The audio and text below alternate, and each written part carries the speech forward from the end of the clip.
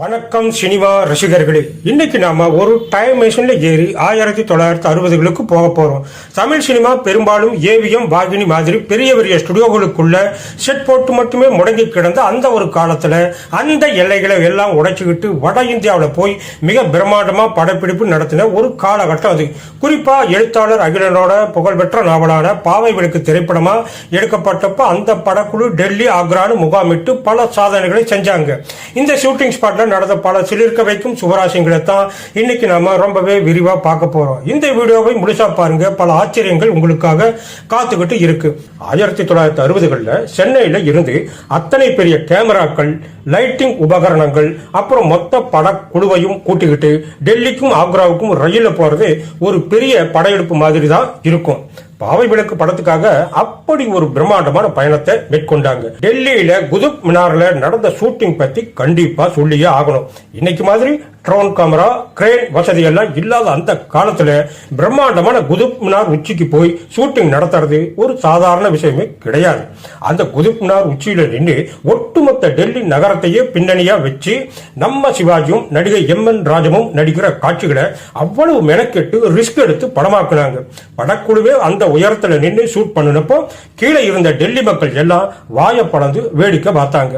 டெல்லியை முடிச்சுட்டு படக்குழு நேரா ஆக்ரா கோட்டைக்கு போனாங்க. முகலாயர்கள் கட்டின அந்த பிரம்மாண்டமான வரலாற்று சிறப்புமிக்க கோட்டையில நம்ம தென்னிந்திய சினிமாக்காரர்கள் போய் ஷூட்டிங் நடத்துறாங்க அப்படிங்கிறது அங்க இருந்த உள்ளூர் மக்களுக்கு ஒரு பெரிய ஆச்சரியமா இருந்துச்சு. கோட்டைக்குள்ள சரித்திர காலத்து உடைகள்ல நம்ம நடிகர்கள் நடிக்கிறத பார்க்கவே ஒரு பெரிய திருவிழா கூட்டம் கூடியிருச்சு. அதுக்கு அடுத்து ஷூட்டிங் நடந்த இடம் தான் இந்த படத்தோட உச்சகட்டமே. அதுதான் காதலின் சின்னமான உலக அதிசயம் தாஜ்மஹால். தாஜ்மஹாலுக்கு முன்னால அந்த பளிங்கு தரையிலையும் தண்ணீர் குளத்தோட அந்த பின்னணியில காதலும் கலையுமாக பல காட்சிகளை நம்ம கேமரா கண்கள்ல சிறைப்பிடிச்சாங்க. பொதுவா அந்த காலத்துல நடிகர்கள் மாசக்கணக்கில் வட இந்தியாவுக்கு ஷூட்டிங் போனா போக்குவரத்து சிரமத்தால குடும்பத்தை கூட்டிட்டு போக மாட்டாங்க. ஆனா ஷூட்டிங் நடக்கிறது சாதாரண இடம் இல்லையே, தாஜ்மஹால் ஆச்சு.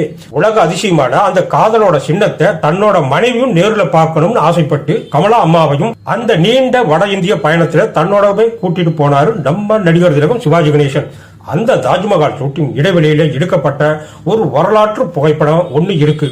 அதை நீங்க கொஞ்சம் உத்து பாருங்க. அந்த பின்னணியில வெள்ளை பளிங்கான தாஜ்மஹால் ரொம்ப கம்பீரமா நிக்க, அதுக்கு முன்னால அந்த பளிங்கு தரை குளத்து ஓரத்துல எந்த ஒரு சினிமா பந்தாவும் சூப்பர் ஸ்டார் அப்படிங்கிற ஈகோவும் இல்லாம ஒரு சாதாரண மனிதனா முகம் முழுக்க பெருமிதமும் புன்னகையுமா ரொம்ப இயல்பா உட்கார்ந்து இருக்கிறார் நம்ம சிவாஜி. அவருக்கு பக்கத்துல தமிழ்நாட்டு பாரம்பரியம் கொஞ்சமும் மாறாம நெத்தியில பெரிய பொட்டு வச்சு முகத்துல ஒரு தெய்வீக அமைதியோட ரொம்ப மங்களகரமா கமலாமா உட்கார்ந்து இருக்காங்க. சினிமாவில எத்தனையோ முன்னணி நடிகைகளோட உருகி உருகி காதலிச்சு நடிச்சிருந்தாலும் நிஜ வாழ்க்கையில அவர் ஒரு சாதாரண காதலனாகவும் அன்பான கணவனாகவும் கமலா அம்மா பக்கத்துல உட்கார்ந்து இருக்கிற அந்த புகைப்படம் ஒரு காலத்தால் அழியாத பொக்கிஷம்.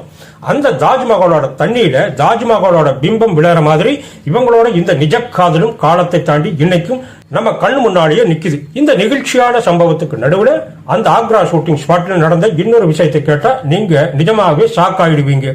ஆக்ரா கோட்டை தாஜ்மஹால்னு ஷூட்டிங் நடந்தப்போ நம்ம சிவாஜும் நடிகை எம்.என். ராஜமும் அந்த கால ராஜா ராணி கெட்டப்ல சரித்திர கால உடைகள்ல நடிச்ச பல அருமையான காட்சிகளை படமாக்குனாங்க. அப்போ அவங்களை வச்சு ஏகப்பட்ட புகைப்படங்கள் எடுத்தாங்க. பொதுவா ஆக்ரா டெல்லி ஊர் மக்களுக்கு ஹிந்தி நடிகர்களை மட்டுமே பார்த்து பழக்கம். அவங்களுக்கு தென்னிந்திய சினிமா பத்தி பெருசா எந்த அறிமுகமும் கிடையாது. ஆனா ஷூட்டிங் ஸ்பாட்ல நம்ம தென்னாட்டு தம்பதிகளோட தோற்றமும் சிவாஜியோட அந்த ராஜ கம்பீரமும் எம்.என். ராஜமும் அங்க வேடிக்கை பார்க்க வந்த ஆக்ரா மக்களுக்கு ரொம்பவே பிடிச்சு போச்சு. யாரோ முகம் தெரியாத நடிகர்கள்னு அவங்க நினைக்கல, இவ்வளவு தேஜஸா இருக்காங்களேன்னு வியந்து போனாங்க. இந்த வடமாநில மக்கள் அதோட நிக்காம என்ன பண்ணுனாங்க தெரியுமா? படப்பிடிப்பின் போது எடுக்கப்பட்ட நம்ம நடிகர்களோட அந்த புகைப்படங்களை எப்படியோ தேடி பிடிச்சு சேகரிச்சு அதை அழகா பிரேம் பண்ணி அழகான படங்களை மாற்ற மாதிரி அவங்க வீட்டு வரவேற்பறையில மாட்டி அழகு பார்க்க ஆரம்பிச்சுட்டாங்க. இந்த விஷயம் அப்ப படக்குழுவினருக்கே பெருசா தெரியல. ஆனா பல வருஷங்கள் கழிச்சு தமிழ்நாட்டில இருந்து ஆக்ராவுக்கு சுற்றுலா போன சில தமிழர்கள் அங்க உள்ள வடமாநில மக்களோட வீடுகளுக்கு போனப்ப அவங்களுக்கு ஒரு மிகப்பெரிய இன்பதிர்ச்சி காத்துக்கிட்டு இருந்துச்சு. ஹிந்தி மட்டுமே பேச தெரிஞ்ச அந்த மக்களோட வீடுகள்ல நம்ம தென்னாட்டு சிங்கம் சிவாஜி கணேசனும் எம்.என். ராஜமும் இருக்கிற அந்த பாவை விளக்கு திரைப்பட புகைப்படங்கள் மாட்டப்பட்டிருந்ததை பார்த்து ரொம்பவே ஆச்சரியப்பட்டு போயிட்டாங்க. இது எப்படி உங்க வீட்டுக்கு வந்துச்சு, இவங்க யாருன்னு உங்களுக்கு தெரியுமா அப்படின்னு கேட்டப்போ இவங்க சினிமா ஷூட்டிங்காக வந்தாங்க, இவங்க ரூபமும் முகக்கலையும் எங்களுக்கு ரொம்பவே பிடிச்சு போச்சு, அதுதான் அழகான படம் மாதிரி மாட்டி வச்சிருக்கோம் அப்படின்னு அந்த மக்கள் நெகிழ்ச்சியா சொல்லியிருக்காங்க.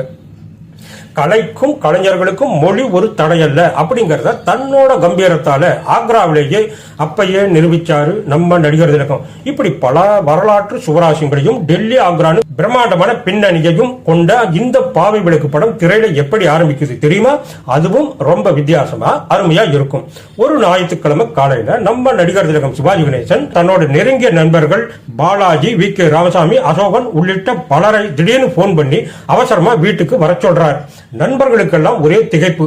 என்னடா வெளியில எந்த வேலையும் இல்லையே, திடீர்னு கூப்பிடுறாரு, ஏதோ முக்கியமான விஷயமா இருக்கும் அப்படின்னு பதற்றத்தோடையும் ஆச்சரியத்தோடையும் அவசர அவசரமா அவரோட வீட்டுக்கு வந்து சேர்றாங்க.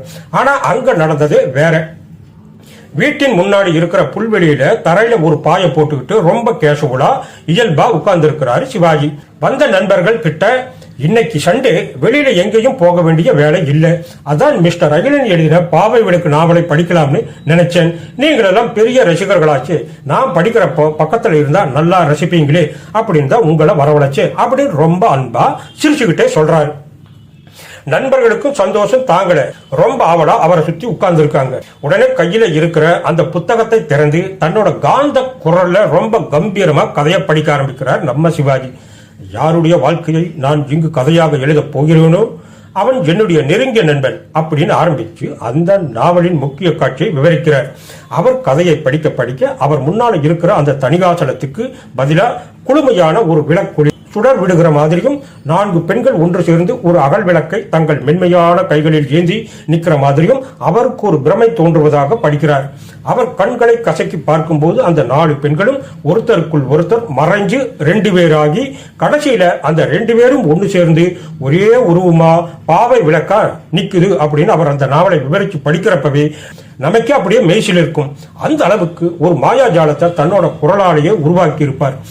நிஜ வாழ்க்கையில ஷாஜகான் போல தன்னோட மனைவியோடு தாஜ்மஹாலில் அமர்ந்து காதலை கொண்டாடியதும், தன் வசீகர தோற்றத்தால் வட இந்திய மக்கள் வீடுகளை தன் புகைப்படத்தால் அலங்கரித்ததும், தன்னுடைய நண்பர்களுக்காக தன்னுடைய காந்த குரலால் புல்வெளியில் அமர்ந்து கதையை படித்து காட்டியும் என பாவை விளக்கு படத்தோடு இணைந்த இந்த சம்பவங்கள் எல்லாமே ஒரு நிஜமான காவியம்தான். இப்ப நான் விவரிச்ச இந்த விஷயம்தான் பாவை விளக்கு படத்தோட ஆரம்பத்துல ஒரு காட்சியா வரும். அதுக்கு பின்னால்தான் படமே ஆரம்பிக்கும். நண்பர்களே, இந்த வீடியோ உங்களுக்கு பிடிச்சிருந்தா மறக்காம லைக் பண்ணுங்க, கமெண்ட் பண்ணுங்க, உங்க நண்பர்களுக்கும் ஷேர் பண்ணுங்க. மேலும் இதுபோல பல சுவராசியமான யாருக்கும் தெரியாத சினிமா வரலாற்று பொக்கிஷங்களை தெரிஞ்சுக்க நம்ம சேனலை சப்ஸ்கிரைப் பண்ணிடுங்க. நன்றி, வணக்கம்.